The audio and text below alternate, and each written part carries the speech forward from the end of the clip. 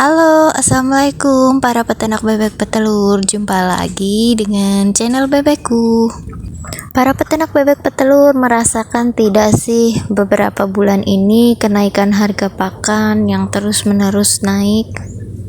Kenaikan harga pakan bagi para peternak bebek petelur itu sudah biasa, asalkan telur tetap stabil dan harga telur yang tetap tinggi. Tapi kadang tidak sesuai, harga pakan naik, bebek tidak bertelur, dan harga telur pun murah.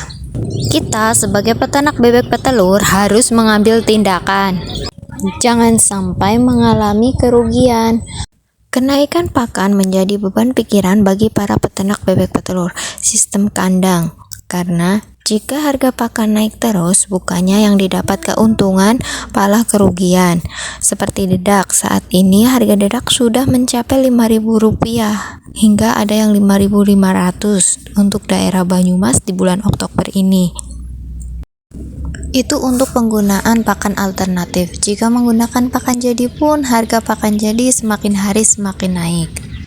Yang baru menemukan channel ini, tolong jangan lupa di-subscribe ya. Tindakan apa sih yang saya lakukan di saat musim seperti ini, dengan musim kemarau, harga pakan naik, dan telur sudah menurun? Uang simpanan yang seharusnya bisa kita buat cadangan ketika masa akhir bebek, malah dimakan oleh bebek itu sendiri. Nah, cara saya gimana untuk mengatasi situasi seperti itu? Untuk mensiasati agar tidak terjadi kerugian di saat harga pakan naik, kita harus mengafkir bebek yang sudah produksinya tidak bagus, yang sedang rontok bulu.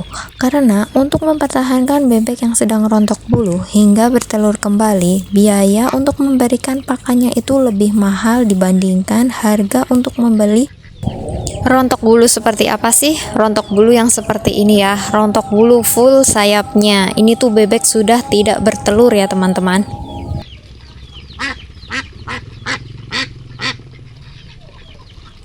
Ya, rontok bulu seperti ini. Pada masa seperti ini, bebek tidak akan bertelur.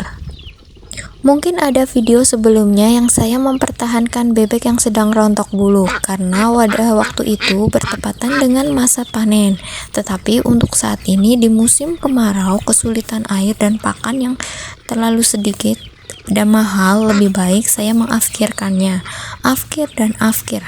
Tidak usah dipertahankan pada masa rontok bulu. Kita harus mengambil keputusan di saat harga pakan yang terus-menerus naik. Karena ternyata produktivitas bebek yang setelah rontok bulu ini pun tidak terlalu bagus, tidak sama seperti bebek bayah pada produktivitas pertama. Kemudian untuk biaya pakan bebek yang sedang mabung atau yang sedang rontok bulu seperti ini lebih banyak dibandingkan bebek yang sedang bertelur. Karena bebek yang sedang bertelur biasa hanya membutuhkan paling banyak 1,2 hingga 1,4, untuk bebek yang sedang mabung seperti ini itu bisa sampai 1,5 hingga 1,8 gram per ekornya. Jadi kan lebih baik kita menjualnya saja, kemudian membeli bebek yang siap atau ready untuk bertelur.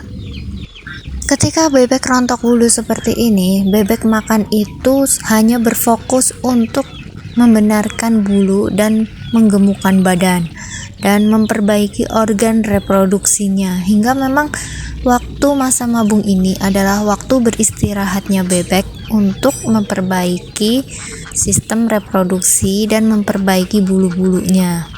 Nah, di saat musim kemarau dan harga pakan naik, maka lebih baik bebek yang sedang mabung ini sebaiknya diafkir saja atau dimasukkan ke rumah potong. Karena jika kita mempertahankan bebek yang sedang mabung seperti ini dengan biaya perawatan yang mahal karena harga pakan naik, maka kita akan memperoleh kerugian dan hanya membuang-buang modal saja.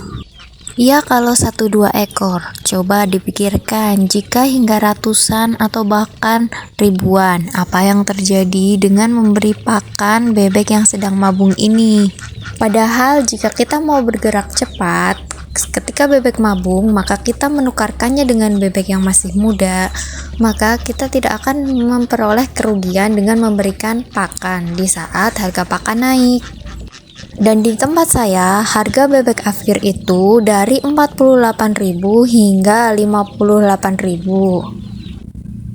Ya, memang beda jika harga bebek siap berproduksi itu sekitar 75.000, tetapi jika kita sudah mendapatkan harga dari menjual bebek afkir dengan ditukar dengan bebek yang masih muda, seenggak-enggaknya kita hanya mengeluarkan tambahan modal sedikit untuk membeli bebek bayah yang siap bertelur dibandingkan kita memberikan pakan untuk merawat bebek yang sedang rontok bulu. Jadi buanglah pikiran untuk mempertahankan bebek yang sedang rontok bulu daripada kita membuang-buang uang untuk memberikan pakan tetapi tidak mendapatkan hasil yang maksimal.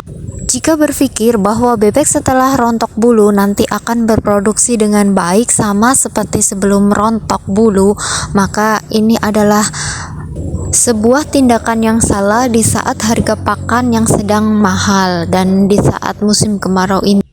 Tapi kalau modalnya banyak boleh dicoba sih, gak apa-apa, tetap dipertahankan bebek yang sedang afkir atau bebek yang sedang rontok bulu supaya tahu bagaimana perbedaan ketika bebek produksi pada periode pertama dan periode setelah rontok bulu. Nah, inilah kegunaan kita mengetahui tentang keadaan ternak kita. Jadi kita bisa mengambil tindakan dengan cepat untuk menghindari kerugian. Oke teman-teman, sekian info dari saya. Nah, begitulah cara saya mengatasi agar tidak terjadi kerugian di dalam beternak bebek petelur di saat harga pakan yang naik. Jangan lupa like, komen, dan subscribe-nya ya.